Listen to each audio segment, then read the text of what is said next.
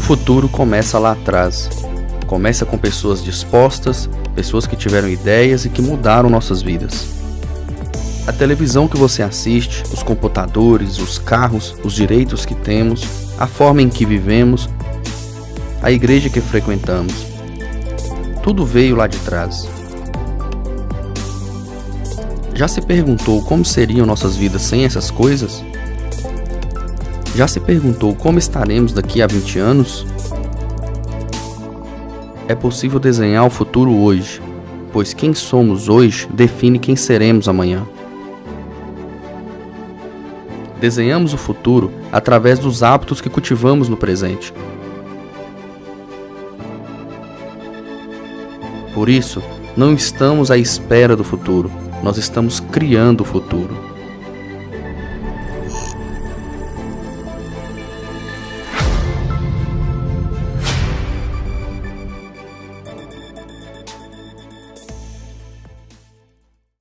Nós estamos nessa série de mensagens porque nós acreditamos que o futuro a gente não espera, o futuro a gente cria. E nós criamos o futuro através dos hábitos que nós cultivamos diariamente. Na semana passada nós fomos impactados pela palavra do pastor Rafael e por aquilo que Deus tem feito através da vida dele na sua cidade, ali no estado do Espírito Santo. E hoje nós vamos conversar um pouco mais acerca da nossa visão.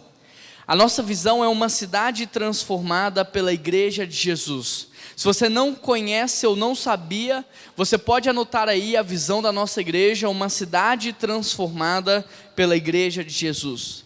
E para isso eu quero convidar você que abriu a sua Bíblia comigo a ler esse texto agora. Atos,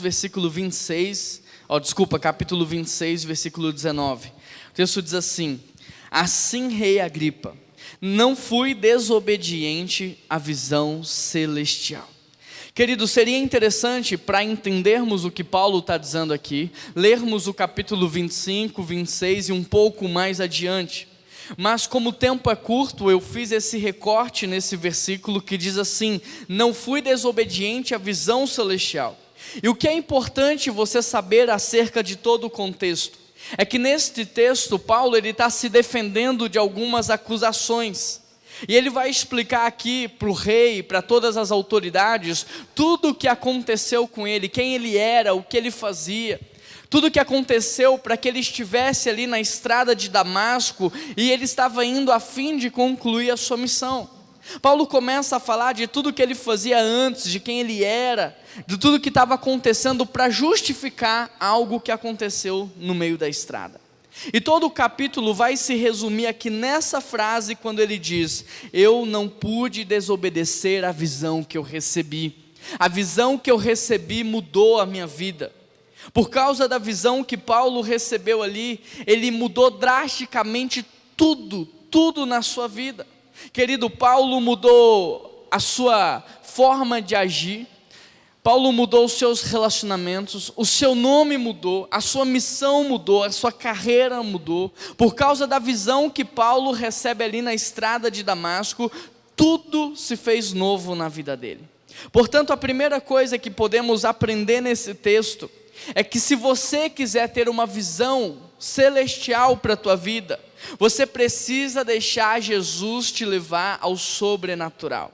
O versículo 12 vai explicar isso quando diz: numa dessas viagens eu estava indo para Damasco com autorização e permissão do chefe dos sacerdotes.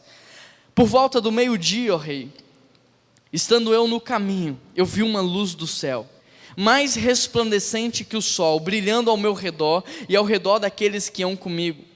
Todos caímos por terra. Então ouvi uma voz que me dizia em aramaico: Saulo, Saulo, por que está me perseguindo? Então perguntei: quem és tu, Senhor? E ele respondeu: sou Jesus, a quem você persegue. Queridos, se você ainda não anotou, por favor, anote a visão da nossa igreja: uma cidade transformada pela Igreja de Jesus. E se você também quer ter uma visão para a tua vida, você precisa deixar Jesus te tirar do natural e te levar ao sobrenatural. Interessante porque Paulo precisou sair do seu contexto. Ele precisou sair do meio em que ele estava inserido. Ele precisou sair do natural para que ele tivesse de fato uma visão celestial, para que ele tivesse esse encontro com Jesus. Eu quero te dar também outro exemplo acerca disso. Quando Jesus vai curar um cego em Marcos 8, a primeira coisa que ele faz é pegar o cego pela mão e levá-lo para fora da aldeia. Em outras palavras, Jesus tira o cego de onde ele estava, porque aquele lugar, aquele contexto, o seu meio, poderia atrapalhar a fé daquele homem.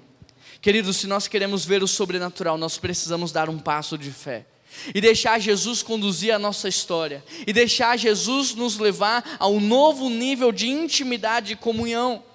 Se você quer ter uma visão celestial para a tua vida, você precisa sair do estado de incredulidade na qual você se encontra, você precisa abandonar o ceticismo que há no seu coração. A verdade é que muitos de nós estamos tão inseridos nas entranhas do mundo, que nós passamos a pensar como o mundo pensa, nós passamos a olhar como o mundo olha. A nossa falta de fé é justificada por aquilo que nós temos nos alimentado. A nossa falta de fé é justificada porque o dia inteiro, tudo que a gente assiste são notícias ruins, são cenas de promiscuidade, cenas de imoralidade. A nossa falta de fé é justificada porque fazemos partes de rodas onde o nome de Deus é levado como uma piada. E tudo isso vai entrando dentro do nosso coração. E tudo isso vai transformando, vai endurecendo o nosso coração. E por mais que na hora você não acredite, por mais que na hora você não concorde com aquilo que está sendo dito, isso vai entrando dentro de você, porque o teu coração é terreno fértil. Toda semente que é lançada ali, ela cresce. E se você não guarda, não protege, não blinda, isso começa a influenciar o seu relacionamento com Deus. E quando você menos percebe, o seu amor se transformou em um amor interesseiro, um amor diabólico, onde você só dá quando você recebe algo em troca. E quando você menos percebe, a sua generosidade agora é mesquinha. E quando você menos percebe, o reino de Deus virou o seu reino. E você está lutando agora pela sua própria vida, pelo seu próprio nome, pela sua própria reputação. Querido, quando João Batista estava preso, ele mandou os discípulos irem até Jesus verificar se aquele de fato era o Messias. Por quê? Porque se aquele era o Messias, então eu não posso estar preso. Se aquele é o Messias, então eu devo ser libertado da prisão. E aí os discípulos vão até João, e João diz o que para os discípulos? Jesus diz o que para os discípulos? Fala para João tudo que vocês viram e ouviram. Os cegos veem, os coxos são curados, os mortos são ressuscitados. Em outras palavras, o que Jesus está dizendo para João é: João, para de olhar para aquilo que eu não estou fazendo e comece a olhar para aquilo que eu estou fazendo agora. Porque se você focar no que eu não estou fazendo, isso vai atrapalhar a tua fé, isso vai atrapalhar o teu coração. Então começa a olhar para o que eu estou fazendo, porque eu estou curando, eu estou transformando, eu estou salvando, eu estou agindo. Queridos, quem já foi em projeto missionário sabe o que eu estou falando. Quando nós estamos cheios de Deus, o impossível acontece. Quando nós estamos cheios de Deus, o sobrenatural acontece ao nosso redor. Mas sabe por que isso não é realidade no nosso dia a dia? Porque ao invés de você acordar e ser cheio de Deus, você acorda e você é cheio das redes sociais. Você é cheio de notícias ruins, você é cheio de toda a podridão que há no mundo. E como é que você pode agir com fé dessa maneira? Como é que você pode destravar o sobrenatural se você está vazio de Deus e cheio do mundo? Por isso, se você quer receber uma visão de Deus para a tua vida, é importante você sair do meio natural e deixar Jesus te levar para o sobrenatural. É justamente isso que Deus faz com Adão. O que ele diz é: saia do contexto de idolatria que você se encontra, porque isso influencia quem você é, e vá para uma terra que eu te mostrarei, porque no caminho, longe de tudo que te atrapalha, eu vou fazer de você um homem de fé. Eu vou fazer de você o pai das nações. Querido, eu não sei o quanto isso é claro para você, mas o seu meio influencia a forma como você pensa. E se você quer ter uma visão celestial, deixa Jesus te conduzir ao sobrenatural. Deixa Jesus destravar o teu olhar. Deixa Jesus quebrantar o teu coração. Deixa Jesus transformar a sua audição em algo sensível à voz dele. O interessante é que depois de Jesus curar aquele cego em Marcos 8, Jesus diz para ele: vá para casa, mas não entre mais na aldeia. Ou seja, quando você recebe uma visão de Deus, você não pode mais viver como você vivia antes. Você não pode mais voltar a praticar o que você praticava antes. Uma vez que você é curado da cegueira espiritual, uma vez que você recebe uma visão de Deus para o teu futuro, para a tua vida, para a tua família, para a tua descendência, a sua vida não pode mais ser a mesma. Queridos, há coisas que são lícitas, as coisas que são permitidas, mas que não convém você fazer. Há coisas que o mundo aprova, que o mundo aplaude, que o mundo confirma, mas que não é para você, nem para a tua casa e nem para a tua família, porque não condiz com a visão que Deus tem a teu respeito. Davi era rei de Israel, e naquele tempo um rei poderia ter muito ouro, muito cavalo e muitas mulheres, mas havia uma profecia que o rei de Israel não poderia ter nada disso. Não importa o que o mundo tem para você, importa o que Deus separou para a tua vida, importa a visão que Ele tem para você. Amém, igreja? É para glorificar mesmo. Deus tem uma visão para a tua vida, e isso é libertador, isso tem que encher o nosso coração de esperança. Por isso não volte mais para a aldeia, não volte mais para as velhas práticas, não volte mais para os velhos pensamentos, porque tudo isso pode escravizar novamente a tua maneira de enxergar Deus, porque tudo isso pode escravizar novamente o teu coração e o teu olhar. O que você precisa entender é que olhos naturais só conseguem enxergar o que é natural, e é desse lugar que Deus hoje quer tirar você. Deus quer te fazer enxergar como Ele enxerga as pessoas. Deus quer te fazer enxergar a vida como Ele enxerga. Deus quer te fazer enxergar a escatologia, o futuro como Ele enxerga, para tirar você dessa zona de conformismo, para tirar você do medo e te dar autoridade e ousadia para viver. Querido, deixa eu ilustrar. Ezequiel, diante do vale de ossos secos, ele só conseguiu ver o que era comum. Ezequiel, diante dos vales de ossos secos, ele só conseguia enxergar aquilo que era óbvio. Pessoas mortas por todos os lugares, ossos espalhados, expostos por todas as partes, mas Deus levou Ezequiel a enxergar o que ninguém mais estava enxergando. Deus levou Ezequiel a enxergar o sobrenatural. Foi Deus que levou Ezequiel a profetizar vida naquele lugar. E quando Ezequiel profetiza, os ossos começam a se juntar, a carne começa a se formar, e dali levanta um exército. É isso que Deus quer fazer com você em relação ao teu casamento. Às vezes você olha para o teu casamento e você vê só o que é natural. É impossível, não dá, não está fluindo, mas Deus quer te fazer olhar de maneira espiritual e ver que há solução para o teu casamento. Jesus pode restaurá-lo. Às vezes você olha para os teus filhos e você já entrega, você já fala: não dá mais, não tem mais o que fazer, e Deus quer te levar a olhar de maneira espiritual. Há solução, há cura, há libertação, sim, por causa do nome de Jesus. Pedro conseguiu ver só o que todos viam, Jesus daquela maneira, mas o Espírito de Deus levou Pedro a enxergar Jesus como ninguém mais estava enxergando, e Pedro disse: eu vejo que tu és o Cristo, o Filho do Deus vivo. João, por exemplo, querido, teve uma revelação que ninguém teve, porque ele foi a um lugar que ninguém foi, e por causa disso Deus levou João a enxergar o que ninguém mais estava enxergando. Quando João, por exemplo, é levado por Deus a enxergar o sobrenatural, João olha para o céu e ele vê três coisas. Ele vê uma porta aberta, ele vê uma voz que fala, e ele vê um convite de Deus, onde Deus diz: filho, sobe aqui, eu quero te mostrar o futuro. Filho, sobe aqui, eu quero te mostrar o que eu vou fazer na tua vida, na vida da humanidade. Eu quero encher o teu coração de esperança. Por isso esse é o convite de Deus para você nessa manhã. Ele quer tirar você do natural, e Ele está dizendo: filho, aqui, sobe aqui, filho, porque eu quero te mostrar o futuro, e o futuro que eu tenho para você é um futuro de paz. Amém? É um futuro de paz. Glória a Deus.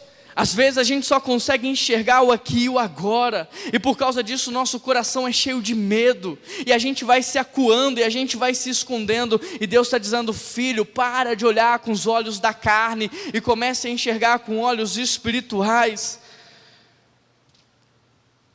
Talvez o lugar onde você está hoje esteja gerando ceticismo no seu coração, esteja gerando incredulidade no teu coração. O lugar onde você está hoje pode estar te aprisionando aos padrões da terra, aos valores da terra, mas Jesus quer fazer algo novo na tua vida, Ele quer te levar em outro patamar. Por isso não se prenda, se Ele está te chamando, se Ele está te guiando, se entrega, deixa Ele agir, só Ele sabe o que é melhor para você, querido. Você não precisa ter medo, a ação do Espírito Santo na tua vida.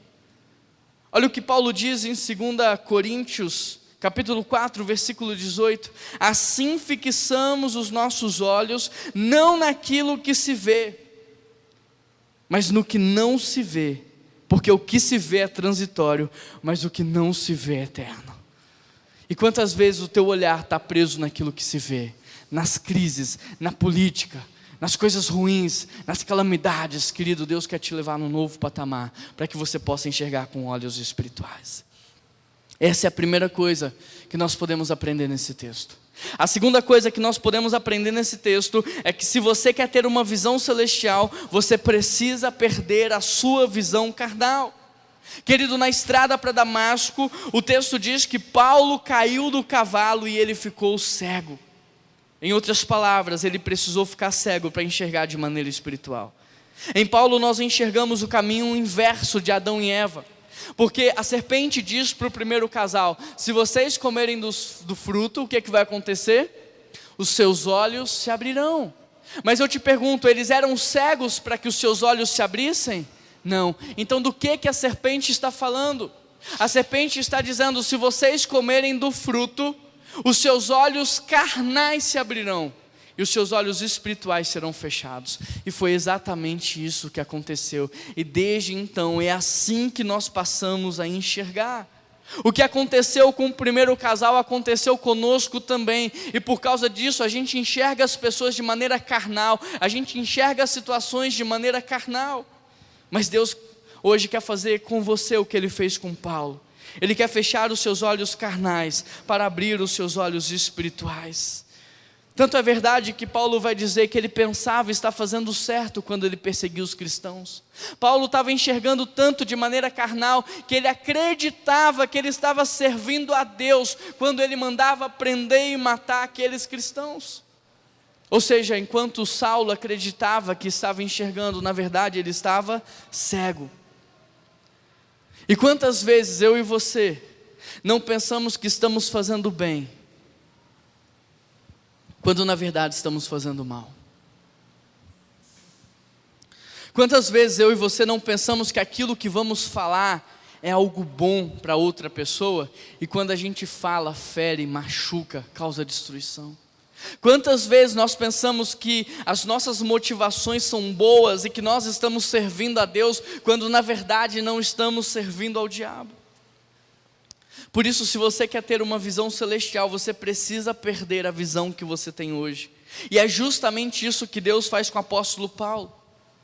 Enquanto Adão e Eva fecharam os olhos espirituais para abrir os olhos carnais, Deus fecha os olhos carnais de Paulo e abre os seus olhos espirituais. E esse é o movimento que Deus quer fazer com você. Deus quer te fazer enxergar como Ele enxerga. Querido, quando Jesus, por exemplo, cura o cego de nascença, em João 9, os fariseus lhe acusam, e olha o que Jesus diz: eu vim para mostrar àqueles que julgam ver, que no final das contas, são eles que estão cegos. Olha o que Jesus está dizendo: eu vim para mostrar para as pessoas que na verdade elas estão cegas, elas não estão conseguindo enxergar. E sabe o que Jesus diz para esses fariseus? Que se vocês estivessem cegos e assumissem a cegueira espiritual, eu liberaria cura sobre a vida de vocês, mas porque vocês permanecem com o coração fechado, orgulhoso, não há nada que eu possa fazer, vocês vão continuar a viver dessa mesma maneira. Eu te pergunto, quantos de nós, embora cegos, não pensamos que estamos enxergando? Quantos de nós não andamos por aí esbarrando, machucando os outros, nos ferindo, pensando que estamos enxergando, mas na verdade não temos uma boa visão. A maior prova de que nós estamos cegos é que vemos as pessoas como coisas. A maior prova de que nós estamos cegos é que ao invés de dominar as coisas, nós queremos dominar as pessoas. A maior prova de que nós estamos cegos é que quando nós olhamos para as pessoas, nós evidenciamos tudo de ruim nela. Nós focamos naquilo que ela faz de errado. E nós não conseguimos enxergar o projeto que Deus tem para cada uma dessas pessoas. O interessante é que quando Jesus vai curar esse cego, sabe o que ele faz? Ele cospe no chão, ele produz uma lama e ele passa nos olhos daquele cego. E ele pergunta: e aí, você está conseguindo ver? E o que o cego diz? Eu vejo pessoas como árvores. Então Jesus fala: não, tá bom. Porque se você vê pessoas como coisas, você vai querer tratar as pessoas como coisas. E Jesus cospe de novo no chão, produz mais um pouco de lama, passa novamente naquele olhar e então pergunta: e agora? Você está conseguindo ver? E ele diz: agora sim, agora eu vejo pessoas como pessoas. A maior prova de que estamos cegos é que queremos manipular as pessoas, queremos dominar as pessoas, queremos que as pessoas façam aquilo que nós queremos, que elas nos agradem, que elas façam o melhor para nós. A maior prova de que estamos cegos é que vemos as coisas como elas estão e não como elas foram criadas para ser. Por exemplo, quando Jesus vai curar uma pessoa, ele vê os discípulos indagando: mas quem pecou?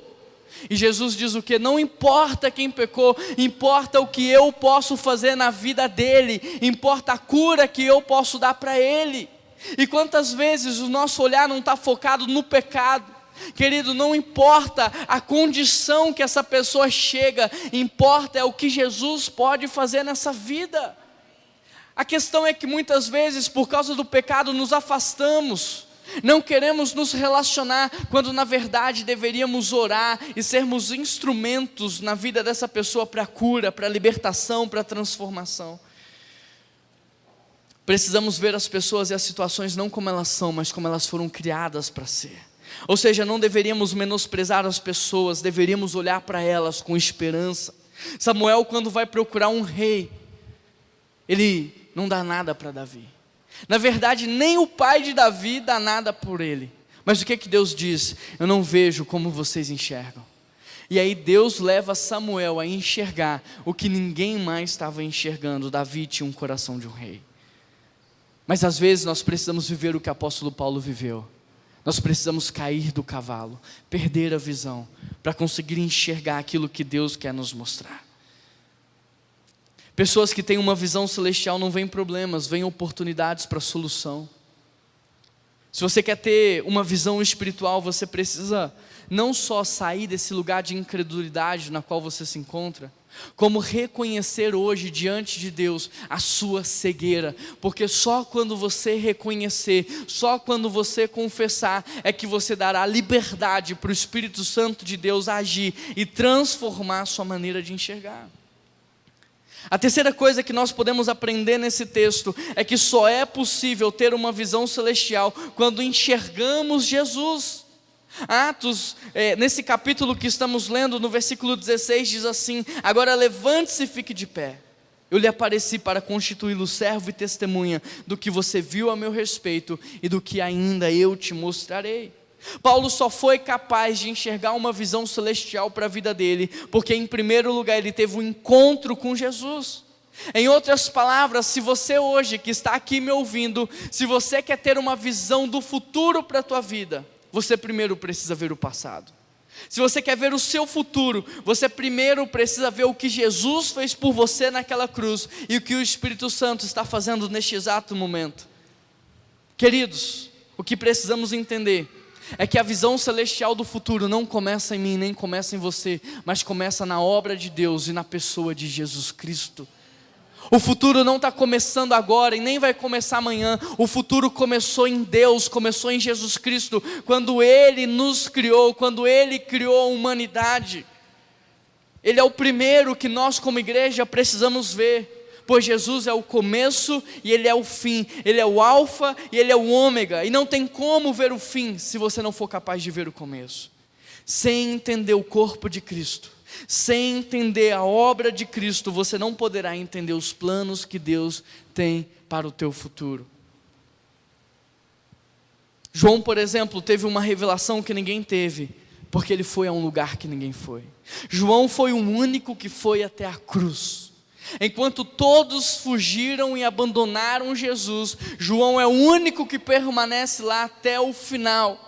João é aquele a quem Jesus lhe entrega a sua mãe: cuide da minha mãe. João é considerado o apóstolo do amor, porque entendeu como nenhum outro o amor de Deus. Por conta disso, Deus revelou para João mais do que revelou para qualquer outro. E dentre os 12, João é o único que tem morte natural. Querido, somente quem entende com clareza o propósito da cruz tem revelação da eternidade. Não tem como você ter revelação da eternidade, revelação do futuro, visão de futuro, se você ainda não entendeu com clareza o que Jesus fez por você naquela cruz. Por que Apocalipse é o último livro da Bíblia? Porque não tem como compreender Apocalipse sem antes você ter toda a revelação da obra de Deus e da pessoa de Jesus Cristo. Você só vai conseguir interpretar Apocalipse quando você entender o que Deus está fazendo e o que Jesus veio fazer por nós. Ou seja, a visão celestial do futuro precisa ser acompanhada da visão do passado e a visão do presente. Olha o que João diz: o que era desde o princípio, o que ouvimos, o que vimos com os nossos olhos e contemplamos com as nossas mãos, é isso que nós proclamamos.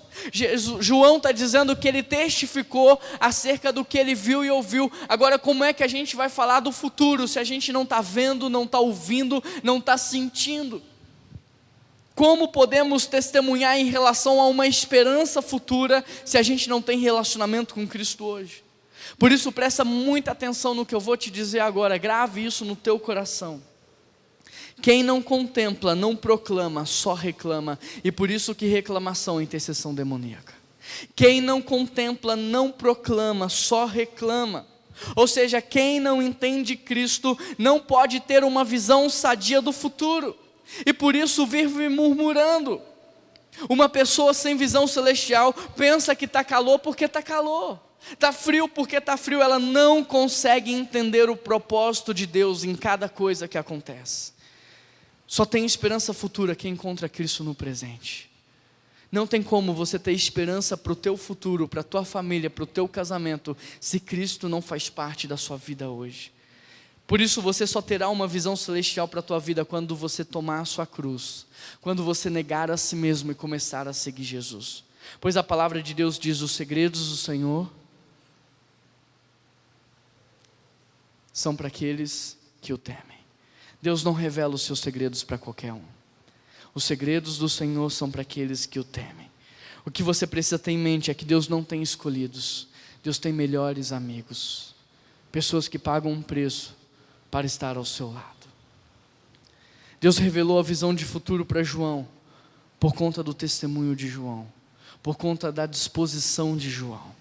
Aqui, por exemplo, Paulo vai dizer ao rei Agripa e todas as autoridades daquele tempo: vocês me deram uma direção para viver, mas Jesus me deu uma visão pela qual morrer.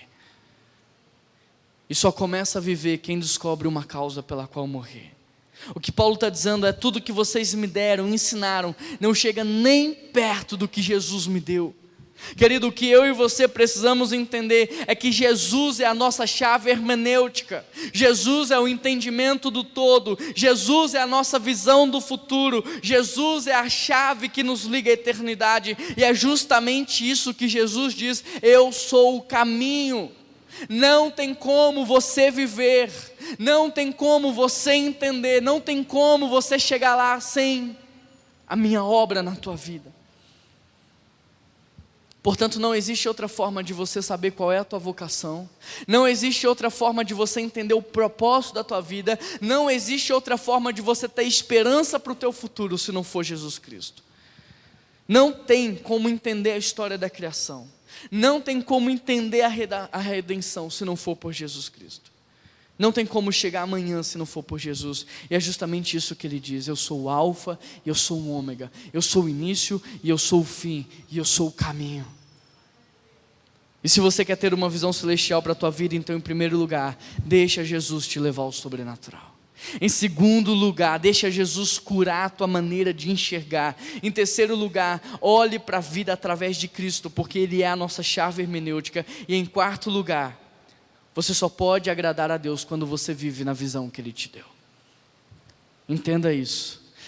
Você só pode agradar a Deus quando você vive na visão que Ele te deu. Ou seja, só quando eu olho para Jesus, é só quando eu olho para Ele que eu entendo o passado, eu entendo o presente, o futuro, eu recebo uma visão. Eu só posso agradar a Ele quando eu vivo nesta visão. Então agora, uma vez que eu tenho uma visão celestial, eu devo viver de acordo com essa visão. E é justamente isso que acontece com Paulo, quando ele tem um encontro com Jesus, ele entende tudo. Tudo faz sentido na vida dele. Quando ele tem um encontro com Jesus, ele renuncia às práticas do passado, ele renuncia tudo que ele estava fazendo naquele momento. É isso que Paulo está dizendo ao rei: eu não posso ser desobediente à visão que eu recebi, porque a visão que eu recebi é muito maior do que a visão que vocês me deram. Agora eu entendi tudo, por isso a partir desse momento, eu não vou mais dedicar a minha vida às coisas supérfluas. Eu não vou mais dedicar a minha vida a coisas passageiras, a coisas que vão ser destruídas com o tempo. Querido, quando Paulo tem um encontro com Jesus, ele entende que a partir daquele momento, ele tem que dedicar a sua vida a coisas que são eternas, a coisas que vão durar por toda a eternidade. Por isso não existe outra forma de agradarmos a Deus, senão vivendo a visão que Ele nos deu. Presta atenção nisso. Deus não quer que você faça qualquer coisa para Ele.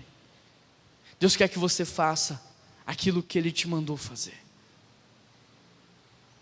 Deus quer que você faça aquilo que você nasceu para fazer. Deus quer que você faça aquilo que Ele te capacitou para fazer. Em Mateus 7, muitos discípulos chegam para Jesus e dizem: em teu nome eu fiz isso, em teu nome eu fiz aquilo. E o que Jesus diz para essas pessoas? Apartai-vos de mim, porque eu não vos conheço. O que Jesus vai dizer é que tudo que vocês fizeram não foi para mim, foi para vocês, porque vocês nunca me perguntaram o que é que eu queria que vocês fizessem. Eu creio que no final dos tempos nós teremos muitos pastores que na verdade deveriam ter sido políticos. No final dos tempos nós teremos muitos políticos que na verdade deveriam ter sido professores. Nós teremos muitos professores que na verdade deveriam ter sido missionários. Nós teremos muitos missionários que na verdade deveriam ter sido empreendedores. Isso porque as pessoas estão mais interessadas em fazer aquilo que está no seu coração do que fazer aquilo que Deus quer. Não siga o teu coração, porque ele é enganoso. Dirija o teu coração na visão que Deus te deu. Pois nem tudo que o seu coração quer fazer para Deus é o que Deus quer que você faça. Por exemplo, Marta pensava que Jesus estava com fome. Marta foi para a cozinha preparar algo para Jesus comer, mas ela sequer perguntou para ele se era isso que ele queria. E o que Jesus disse para Marta? O que você está fazendo é bom, mas não é o melhor. O melhor é estar na minha presença, o melhor é fazer o que eu tenho para você. Querido, proatividade sem direção não serve para nada. Não adianta você ser proativo, não adianta você ser produtivo, não adianta você ser rápido se você está indo na direção errada. Você só está atrasando a sua vida e perdendo o seu tempo. Ou seja, o que no final das contas vai importar não é o que você fez, é se você obedeceu. Não é o que você fez de maneira isolada, mas é se você cumpriu o que Deus tinha para a tua vida. Por isso deixa eu te dizer algo: por mais que você pense que hoje você está agradando a Deus com a vida que você tem, a verdade é que você só agrada a Ele quando você vive na visão que Ele te deu. Porque foi Ele que deu palavras de ordens para que você viesse à existência. Foi Ele que te chamou pelo nome. Foi Ele que te capacitou. Foi Ele que te deu dons, talentos, habilidades. Foi Ele. Até que você viva a visão, não tem como você agradá-lo. É isso que o próprio Jesus diz em João, quando ele ora dizendo: Pai, eu tenho te glorificado. E eu te pergunto, como é que Jesus glorificou a Deus? O próprio versículo responde: tendo concluído o que tu me destes a fazer. Não tem como você glorificar a Deus se você não faz o que Ele mandou.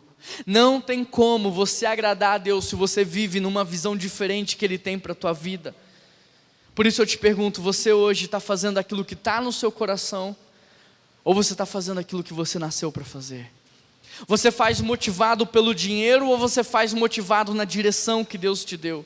Você escolheu a sua carreira para responder às suas expectativas ou para agradar o seu Criador? Você é feliz naquilo que faz ou você faz tentando ser feliz? Pergunto isso porque só tem uma forma de agradar a Deus, é vivendo a visão que Ele nos deu. A quinta coisa que nós podemos aprender nesse texto é que visão celestial tem a ver com o estabelecimento do reino de Deus. O texto diz a Paulo: eu o livrarei do seu próprio povo e dos gentios, aos quais eu vos envio, para abrir os olhos e convertê-los das trevas para a luz, do poder de Satanás para Deus, a fim de que eles recebam perdão. Querido, antes de avançarmos, é importante que você saiba de algumas coisas. O rei Agripa, ele vai até Cesareia, e quando ele está em Cesareia, ele encontra Festo, e Festo diz assim: ó rei, Félix trouxe aqui um prisioneiro, mas ele não bate bem da cabeça, ele é meio doido, mas eu não encontrei nele uma razão para que ele possa permanecer preso. Querido, presta atenção nisso. Paulo estava tão incendiado pela visão que Jesus deu para ele, que as pessoas pensavam que ele estava doido. E cá entre nós, de fato ele estava. Paulo era o melhor naquilo que ele fazia, ele era famoso pela excelência do que ele fazia, ele estava no meio das maiores personalidades do seu tempo, ele era respeitado por todos, mas agora por conta da visão que Jesus dá para ele, ele está preso, sendo chamado de louco. Paulo estava tão incendiado pela visão que Deus deu para ele, que ele abre mão de tudo que ele havia construído, da reputação que ele havia construído, da fama que ele havia construído, ele abre mão de tudo. Para Paulo nada mais importava senão o cumprimento daquilo que Deus deu para ele. Paulo não estava nem aí para o seu bem-estar, para o seu conforto, para a sua liberdade, para a sua reputação, e é justamente isso que acontece com uma pessoa quando ela recebe uma visão de Deus. Quando uma pessoa está muito preocupada com a sua imagem, quando uma pessoa está muito preocupada com o seu nome, com a sua reputação, é porque ela ainda não entendeu a visão de Deus para ela. É porque ela não entendeu a lógica do reino de Deus, porque não tem como você ser um autêntico cristão e ser amado pelo mundo. Não tem como você ser um pastor de verdade e ser o tempo todo bem-quisto pelo povo. Não tem como você pregar a verdade e ser aplaudido pela cidade. Se você quer ser famoso, amado e querido, desculpa, mas você não está buscando o reino de Deus, você está buscando o seu reino. Paulo estava tão incendiado pela visão que ele recebeu que nada mais importava, a não ser que o nome de Cristo fosse exaltado. Querido, quando uma pessoa tem uma visão, os hobbies perdem a graça, os passatempos já não fazem mais sentido, a reputação não vale mais de nada, a imagem pessoal da pessoa é um detalhe. Uma pessoa chamada por uma visão, ela de fato fica desequilibrada para os padrões do mundo. O mundo não consegue entender o comportamento de uma pessoa que tem uma visão celestial, e é exatamente assim que o apóstolo Paulo está. A visão que ele recebeu se tornou maior do que a sua própria vida. Paulo ia passar, Paulo ia morrer, mas a visão de Deus ia permanecer.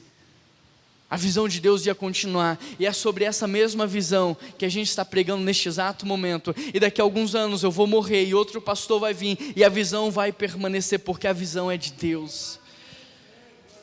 Por conta da visão que Paulo recebeu, ele foi açoitado, ele foi humilhado, ele foi preso, mas nada consegue parar Paulo, sabe por quê? Porque ele não está fazendo para ele está fazendo para Deus. Ele não está sendo movido pelo seu coração, pelo contrário, ele está direcionando o seu coração em cima da visão. Mas isso não acontece só com Paulo não, acontece com Neemias também. Quando Neemias recebe uma visão, o texto diz que ele senta no chão e ele começa a chorar. E o texto diz que ele passa dias orando e jejuando por aquele povo. E depois o texto diz que Neemias abre mão de todas as regalias do reino. E ele vai construir os muros com as suas próprias mãos. Querido, é gritante a diferença de uma pessoa que entra no ministério pela visão celestial, de uma pessoa que entra no ministério pela própria glória. Quando uma pessoa está no ministério pela própria glória, ela fica pulando de igreja em igreja, ela sai do ministério por qualquer motivo, ela abandona, ela deixa, ela não se importa com a continuidade do trabalho, ela não se importa com a excelência, ela não tem compromisso, ela só permanece enquanto ela é acariciada, aplaudida, abraçada. Mas quando alguém está no ministério pela visão celestial, ela serve no sol e ela serve na chuva, sendo vista ou sozinha, escondida, aqui em cima no palco, ou lavando o banheiro durante a semana, sendo bem tratada ou sendo humilhada por todas, com recursos ou investindo do próprio bolso. Quando alguém entra no ministério pela visão celestial, não há nada que faça essa pessoa desistir, porque ela sabe que a visão que ela recebeu é muito maior do que ela. Quando alguém está no ministério pela visão celestial, ela serve como um escravo, mas com a alegria de um rei. Ela serve como um escravo porque ela não espera receber nada em troca, mas com a alegria de um rei, porque ela sabe do privilégio que é servir ao único e o verdadeiro Deus. Por isso não importa a área que você serve, quando você entende a visão por trás daquilo que você faz, o choro, a oração, o jejum é inevitável, porque a gente está falando de vidas, nós estamos falando da eternidade das pessoas, são vidas que estão em jogo. Então seja na recepção, seja na sonoplastia, seja na sua célula, quando você entende o porquê você faz aquilo, então é natural que você chore, é natural que você jejue e ore, porque a gente está falando de vidas. Sabe o que nos falta hoje então, igreja? Entender o porquê. Entender o porquê você está aqui, e você está aqui porque você precisa de Deus. Deus não precisa de você para nada, é você que precisa de Deus para acordar todos os dias, para ter fôlego para respirar, para ter fala na tua boca, inteligência para você trabalhar, força para você levantar recursos. É você que precisa de Deus, porque sem Deus você está condenado à morte eterna, ao inferno. Sem Deus não há nada que possa salvar você. Nós estamos aqui por causa de Deus. Sabe o que nos falta hoje? Entender o porquê você serve na sonoplastia, para que as pessoas aqui entendam o que está sendo pregado com clareza. Não tem a ver apenas com técnica, tem a ver com vidas. Você serve na filmagem, na edição, para que o evangelho alcance o maior número de pessoas e a igreja chegue a lugares que ela nunca poderia chegar. Você serve na recepção da igreja para que as pessoas entendam na prática o amor de Deus, o acolhimento de Deus, para que elas sintam-se amadas. Você serve no ministério infantil para que a próxima geração conheça a Deus e os seus feitos. Você serve na sua casa, abrindo a sua casa para uma célula, para que da mesma forma que você foi resgatado por Deus, vidas sejam resgatadas ali no seu lar. Você traz a sua oferta, você traz o seu dízimo para agradecer a Deus, mas também para que no próximo domingo a igreja permaneça aberta, para que o banco que você está sentando continue limpo, para que haja luz, para que haja eletricidade, para que haja água, para que haja papel no banheiro, para que a igreja continue aberta todos os dias da semana, e para que através disso, cada vez mais casamentos sejam restaurados, pessoas sejam curadas, pessoas conheçam a Jesus e o evangelho chegue em cada vez mais lugares. Sabe o que nos falta hoje? Entender o porquê a gente abre a igreja. Porque a igreja é um hospital, e o hospital não pode ficar fechado, ele tem que estar aberto, ele tem que ter recursos para ajudar as pessoas. Sabe o que nos falta hoje, igreja? Entender a visão celestial. Entender o que Deus está fazendo na humanidade, é entender a visão de Deus para a sua vida. E entender a visão para a sua vida é contestar a realidade em cima da possibilidade, é comparar aquilo que é com aquilo que poderia ser. Ou seja, olhar para a realidade de hoje, não se contentar em como ela está, mas pensar, não foi assim que Deus fez para ser. Então nós vamos trabalhar, nós vamos orar, até que todos nós vivamos o plano perfeito de Deus. Visão celestial é você trabalhar para o projeto de Deus. Jesus nos ensina a orar, dizendo, vamos até o seu reino, leva a gente para o céu. É assim que Jesus ensina a gente a orar? É? Como que Jesus ensina a gente a orar? Venha sobre nós o teu reino, e seja feita a tua vontade na terra, como ela é feita no céu.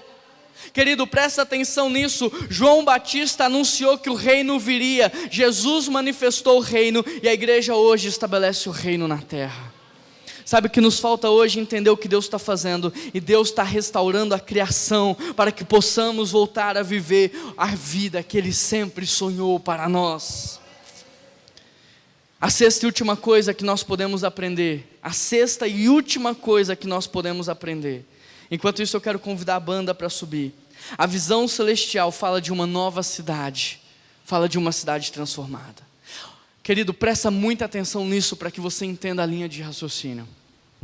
Deus criou o Jardim do Éden para ser um lugar de habitação entre Deus e o homem. Deus não fez o homem para morrer. O que trouxe a morte para a humanidade foi o pecado. Deus criou o Jardim do Éden para a gente viver eternamente num jardim.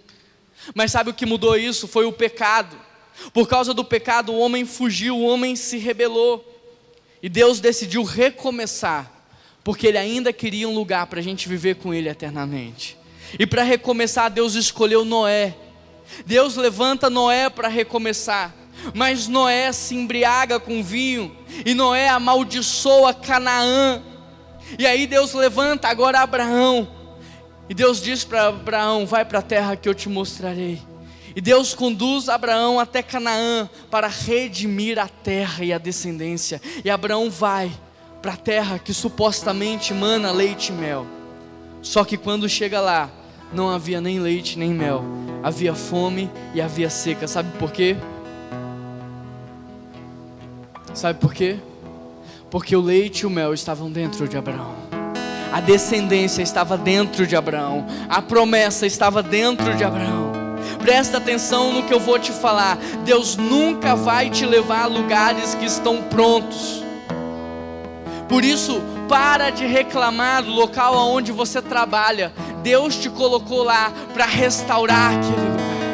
Deus nunca vai te levar a lugares que estão prontos. Deus não trouxe o Wesley e a Gabi de São Paulo para BH porque aqui está pronto. Deus trouxe vocês para construir aqui uma nova realidade. Para de reclamar que a sua cidade está destruída. Deus te trouxe para cá para ser luz, para ser sal, para ser agente de transformação. Para de reclamar do teu casamento. Deus te colocou lá para cultivar. Para de reclamar dos seus filhos. Deus te levou para a vida deles, para que eles pudessem ser transformados em homens e mulheres de Deus. Deus nunca vai te levar a lugares que estão prontos. Aonde Deus te colocar é para você ser bênção. Sabe por que eu estou te dizendo isso? Porque a visão da primeira igreja batista de Belo Horizonte é uma cidade transformada pela igreja de Jesus. Sabe por que nós estamos aqui? Sabe por que nós temos 107 anos de história? Sabe por que a gente está no Marco Zero de Belo Horizonte? Sabe por que você vem de todos os bairros de Belo Horizonte, região e cidades para nos reunirmos aqui? É simples, porque o leite e o mel estão dentro de nós, a descendência está dentro de nós, a promessa para essa cidade está dentro de nós. E da mesma forma que Sara gerou uma descendência na sua velhice, então é com 107 anos que nós vamos gerar. Nós plantamos 50 igrejas no passado, então agora é tempo de plantar 150 igrejas. É tempo de entrar na Ásia, na Oceania, em lugares onde o evangelho é proibido. É tempo de fazer a diferença. Agora deixa eu encher o seu coração ainda mais de esperança. Sabe por quê? Porque ao contrário do que você pensa, Apocalipse não termina em destruição. Eu vou te falar como termina Apocalipse. Se você ler os últimos capítulos de Apocalipse, você vai se surpreender com o que Deus está preparando para a gente. Apocalipse, querido, termina com João dizendo: nunca mais haverá abuso sexual. Nunca mais haverá violência doméstica. Nunca mais haverá morte. Nunca mais haverá doença. Nunca mais haverá corrupção. Nunca mais haverá fome. Nunca mais haverá tristeza. Nunca mais haverá dor. Nunca mais. Apocalipse termina dizendo com João falando: eu vi eu vi um novo céu, eu vi uma nova terra. Apocalipse termina dizendo, com João dizendo, eu vi uma nova cidade, uma cidade santa, eu vi Jerusalém. E querido, sabe onde que estava essa cidade? Ela não estava subindo para o céu, ela estava descendo para o céu. Uma cidade transformada. Não é só algo possível, não é só uma utopia, mas é algo que está muito próximo de acontecer. E Deus está nos dando o privilégio hoje de fazer parte dessa visão celestial que Ele tem para a nossa humanidade. Deus está redimindo a natureza, Deus está redimindo a criação, Deus está redimindo todas as coisas, para que nós possamos voltar a viver o projeto original de Deus, que era o Jardim do Éden. João diz, o reino está descendo. Jesus diz assim, venha a nós o teu reino. E João diz, ele está descendo, ele está descendo. Jesus diz, seja feita a tua vontade na terra como ela é feita no céu. E João diz, esse tempo está chegando. Jesus diz, venha sobre nós o teu reino. E João diz, eu estou vendo o reino descer. Querido, eu quero terminar essa mensagem dizendo algo muito importante para você. Quando Deus dá a visão para Moisés, quando Deus diz para Moisés, volta no Egito para resgatar o meu povo, Moisés diz algo para Deus. Moisés diz para Deus, eu não posso falar. Deus poderia ter curado Moisés? Poderia. Deus poderia ter feito Moisés falar? Poderia? Poderia. Mas se Deus tivesse feito, Arão não teria propósito. Porque toda vez que Moisés vai falar com o faraó, na verdade quem fala é Arão. Moisés está lá, mas quem fala é Arão. Se Deus tivesse curado Moisés, Arão não teria propósito. Deixa o Espírito de Deus ministrar sobre o teu coração. A visão de Deus para a nossa igreja é uma cidade transformada. A visão celestial é uma cidade transformada. E da mesma forma que essa visão deu propósito para Arão, a visão da nossa igreja dá propósito para a tua vida. Se você entrou aqui nessa manhã sem propósito, sem visão de futuro, a visão que Deus dá para a nossa igreja, ela confere propósito para a sua vida. Sabe por quê? Porque Deus não quer usar uma pessoa para transformar a cidade, Ele quer usar a igreja. Ele quer usar a sua noiva, Ele quer usar eu e você. Não tem ninguém aqui nessa manhã que é infrutífero. Deus quer frutificar através da tua vida, Deus quer te usar. Mas para que a visão se torne uma realidade, você precisa se dispor. Você precisa se dispor. Você precisa falar, eis-me aqui, eu não quero viver e morrer simplesmente. Eu quero deixar um legado. Querido, a diferença entre um cartório e uma igreja é que no cartório há 3 palavras: nascimento, casamento e óbito. Mas na igreja há uma palavra para a tua vida. Deus tem um propósito para você. E para que essa visão se torne realidade, uns vão falar, outros vão criar, outros vão gerir, vão dar manutenção, outros vão contribuir, outros vão ouvir, outros vão abraçar. O que falta em você é a tarefa do irmão que está do seu lado. E isso é a igreja de Jesus. Você não tem dinheiro, eu tenho, mas eu não posso falar como você fala. Você não sabe organizar, eu organizo, mas eu não posso contribuir como você contribui. Todas as vezes, querido, que alguém se converte nessa igreja, todas as vezes que um casamento é restaurado aqui dentro, todas as vezes que alguém é curado de uma enfermidade, de um problema emocional, todas as vezes que alguém é salvo, uma vida redimida, eu estou aqui hoje para te dizer, você fez parte disso. Você vai receber crédito por isso. Não é só quando você fala e uma pessoa aceita, porque o evangelho não é singular, ele é para a igreja. Todas as vezes que há um fruto nessa igreja, você fez parte, você contribuiu. E é isso que Jesus termina em Apocalipse 22 dizendo, olha o que Jesus diz, eis que venho em breve e a minha recompensa está comigo, e eu retribuirei a cada um de vocês de acordo com o que vocês fizeram para que a cidade fosse transformada. A visão que Deus deu para a PIB, dá palavras para quem tem fala, dá ações para quem tem força, dá oportunidade para quem é criativo e foco para quem tem dinheiro. Por isso, para que a cidade seja transformada, eu pergunto, quem quer falar? Quem quer falar na cidade? Quem quer ter o dom da fala? Quem quer ter a palavra profética? Quem quer criar? Quem quer criar? Quem quer contribuir? Quem quer abraçar? Quem quer ouvir? Quem quer dar manutenção? Queridos, se Deus colocou algo disso no seu coração, quero convidar você a ficar de pé para que a gente possa terminar orando. Hoje nós falamos sobre a visão da nossa igreja, uma cidade transformada pela igreja de Jesus. Na semana que vem nós vamos falar sobre a nossa missão. E se você quer conhecer a nossa missão, não perca. Esteja aqui conosco, Deus está fazendo algo de sobrenatural na cidade na qual nós vivemos. Senhor Deus e eterno Pai, ontem nós tivemos um evento no Brasil que reuniu quase 200 mil pessoas. E essas 200 mil pessoas estavam ali dizendo: eis-me aqui, eu quero ser usado. Mas isso não é diferente do que está acontecendo aqui nessa manhã em Belo Horizonte, Pai.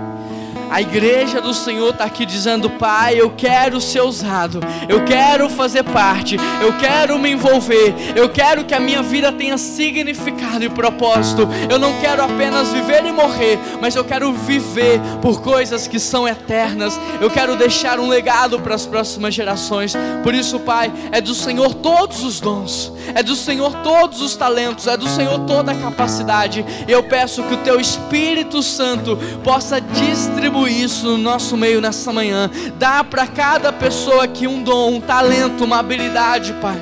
Dá para cada um de nós aqui, Deus, uma habilidade, um dom do Espírito, Pai, para que juntos como igreja nós tenhamos poder de transformação, Pai. Que o Senhor possa responder a oração de cada pessoa que está sendo feita agora, aonde cada um está dizendo: ei Deus, por que que o Senhor me chamou para a vida? Por que que o Senhor me fez? Por que que eu estou aqui? Pai, responda essa oração.